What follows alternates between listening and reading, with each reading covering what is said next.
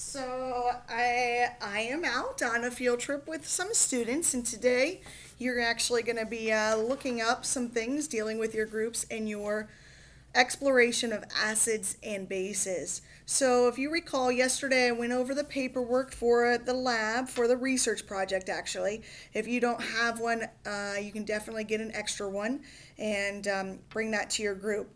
You're exploring how acids and bases, really focusing on pH, kind of exist with your topic.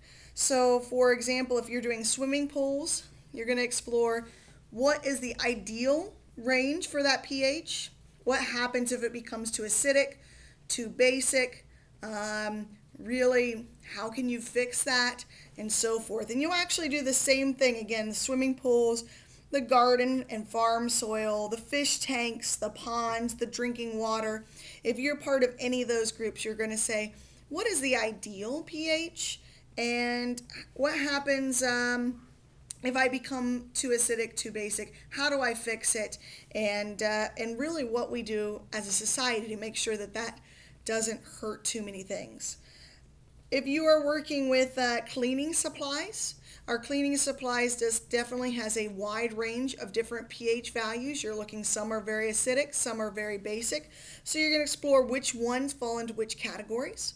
You're also going to explore really what the advantage is to have a more acidic versus a strong acid or a weak acid cleaning supplies, or a strong base or weak base cleaning supplies. What are some of the advantages and disadvantages of it is as you go, again, further away from that 7 on that pH scale. Hair color, as like some of the groups explored last year, there is a specific kind of range in pH that hair color needs to be in, and there are some fairly bad results if by chance you are not in that exact pH. So explore what that pH is and find good resources as to what happens if that pH is not met. And then finally, acid rain. Acid rain, you're gonna, this is kind of a word that a lot of people use, but a lot of people don't really know what it is. So my number 9 acid rain groups, you need to first explain what acid rain is, and then explain what happens because of acid rain, and you can really take that so many different directions. So just pick a couple avenues, explain some things that could happen, and then finally, is there anything that that our community, that us as individuals, that really even on a larger scale humans can do to kind of minimize the occurrence of acid rain, or even the severity of it. So basically, you guys in your groups, you're going to be working on this, filling it in. You're also going to decide how you're going to tell what you're going to share with with us tomorrow, because when I return and when the group that I'm with returns, you get to teach us. You get to teach us what you learned. You get to teach us really all of the information you gathered on, again, acids and bases.